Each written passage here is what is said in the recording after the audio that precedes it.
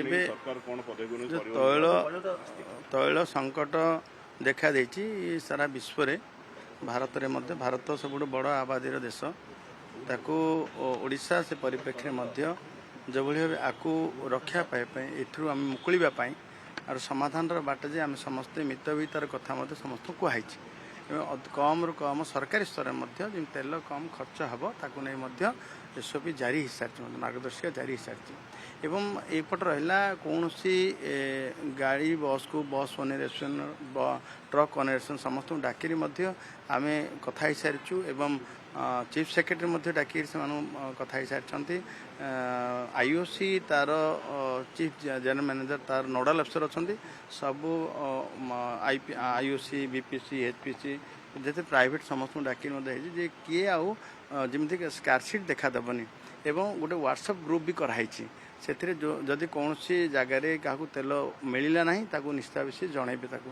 ଏଇଭଳି ଆମେ ଗୋଟେ ସମାଧାନର ବାଟ କରୁଛୁ। ଯେମିତିକି ଓଡ଼ିଶାରେ 4000 KL ପେଟ୍ରୋଲ ଥିଲା ଏବଂ 11000 KL ତାର ଡିଜେଲ ଥିଲା।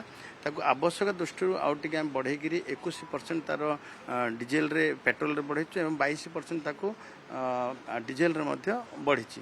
ଏବଂ ଯେତେ ଆମେ ଅଧିକ ଯେମିତି ତେଲ ଖର୍ଚ୍ଚ କମାଇବା ପାଇଁ ଆମେ ମୋର ଅନୁରୋଧ ଆପଣଙ୍କ ଜରିଆ ସମସ୍ତଙ୍କୁ ରହିବ, କୌଣସି ଅସୁବିଧା ହେବ ନାହିଁ। ଆମେ ତେଲ ମିଳୁଛି ଏବଂ ଅନ୍ୟ ଦେଶ ତୁଳନାରେ ଦେଖିବା ଆମ ଦେଶରେ ସ୍ଥିତାବସ୍ଥାକୁ ଟିକେ ଯେନ୍ କାରଣ ଗୋଟେ ରଖାଯାଇଛି ଏସବୁ ମାନ୍ୟ ପ୍ରଧାନମନ୍ତ୍ରୀ ନରେନ୍ଦ୍ର ମୋଦିଙ୍କର ନେତୃତ୍ୱ କାରଣରୁ ଏବଂ ମାନ୍ୟବର ମୁଖ୍ୟମନ୍ତ୍ରୀ ମୋହନ ଚରଣ ମାଝୀଙ୍କ ନେତୃତ୍ୱ କାରଣରୁ ଯେମିତି ଲୋକଙ୍କୁ କିଛି ଅସୁବିଧା ହେବନି ତାର ମଧ୍ୟ ବ୍ୟବସ୍ଥା କରାଯାଉଛି। ସାର୍ ଆଉ ଗୋଟେ କଥା ହେଲା ଯେ ବସ୍ ଯେଉଁ ତେଲ ଦର ବଢ଼ିଲା ଗୋଟେ ମନ ଇଚ୍ଛା ବଢ଼େଇଛନ୍ତି ସବୁ ପ୍ରାଇସ୍, ବସ୍ ଭଡ଼ା ଆଉ ଅଟୋ ଭଡ଼ା ମାନେ ମନ ଇଚ୍ଛା ନାଇଁ। ଏତେ ଯେତେବେଳେ ବସ୍ ଭଡ଼ା ତେଲ ଦର ବୃଦ୍ଧି ହୁଏ ଆଗରୁ ଗୋଟେ ନିୟମ ଅଛି ଯେ ଆମେ 2% ମଧ୍ୟ ଟିକଟରେ ଆମେ ବଢ଼େଇବୁ ଏବଂ ତାକୁ ନେଇକିରି ଆମେ ଚେଷ୍ଟା ବି କରୁଛୁ ଯେ ବସ୍ ଓନର ଆସୋସିଏସନ୍ ତାଙ୍କର ମଧ୍ୟ ଦାବି ଥିଲା ସେମାନେ ମଧ୍ୟ ଯେମିତି ତେଲ ବଢ଼ିଛି ତ ରେଟ୍ ବି ବସ୍ ରେଟ୍ ବଢ଼ିବା ଦରକାର। କିନ୍ତୁ କେଉଁ ଜାଗାରେ ଅଧିକରୁ ଅଧିକ ମଧ୍ୟ ବସ୍ ଭଡ଼ା ନେଉଥିବାର ମଧ୍ୟ ବେଳେବେଳେ ଅଭିଯୋଗ ହେଉଛି, ତାକୁ ନେଇକି ସାଙ୍ଗେ ସାଙ୍ଗେ ମଧ୍ୟ ଯାଞ୍ଚ ହେଉଛି।